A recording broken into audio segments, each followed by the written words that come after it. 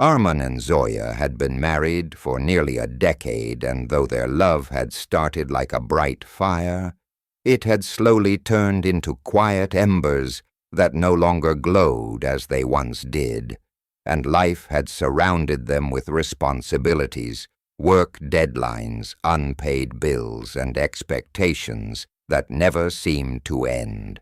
And somewhere between the long hours at the office and the countless chores at home, they had lost the sound of laughter they once shared so easily, and yet deep inside, both of them carried the memory of who they used to be, the young couple who would stay awake until dawn, whispering dreams into each other's ears, promising adventures and building castles in the air. But as time passed, those castles fell into dust, and what remained were walls of silence and unspoken words. And Zoya often wondered if love could die, not in storms but in silence. One evening when the rain tapped gently against their windows, she sat alone, staring at the drops racing down the glass, and she whispered to herself, almost as if her heart could hear more than her ears. "Arman, do you remember the nights we used to plan our future together? Do you remember how you once told me that no matter what happened, you would always keep our love alive?" But her words dissolved in the empty room as Arman sat across the table, lost in the glow of his laptop, chasing numbers that seemed more alive to him than her presence.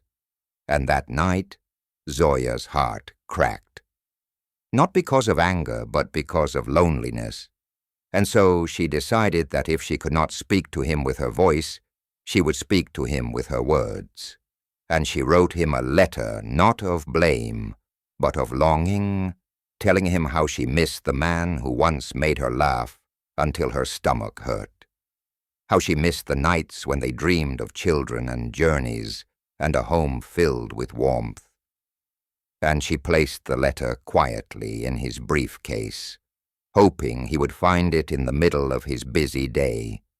And when Arman opened it during his lunch break, the words struck him harder than any silence ever had, because he realized that in his endless pursuit of a better future, he had abandoned the very present that made life worth living. And he remembered their wedding night, her eyes full of trust and hope, her hands trembling slightly as he placed the ring on her finger, and he wondered with shame, when was the last time he had looked at her with the same devotion? So that evening he returned home early, carrying her favorite flowers with a nervous heart. And when she opened the door, he said nothing. At first he only placed the flowers on the table and pulled her close, and in a trembling whisper he said, "I forgot Zoya. I forgot that before everything else, before money and success and respect. You were my first dream, and you are still my only dream."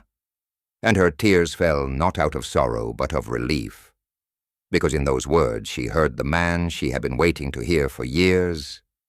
And from that night onwards, they began to rebuild their love, not through grand gestures, but through little things like putting away their phones at dinner, taking long walks, holding hands again, leaving small notes on the mirror, and slowly the silence lifted like fog, clearing from a valley, revealing the sunlight beneath. And they laughed again, sometimes softly, sometimes loudly, and in those moments they realized that marriage was not about never falling into silence, but about choosing again and again to break that silence together. And years later, when their hair had turned gray and their children had grown, they would look back on that night when a simple letter saved their love and remember that true marriage is not built in the absence of problems, but in the presence of promises kept alive every single day.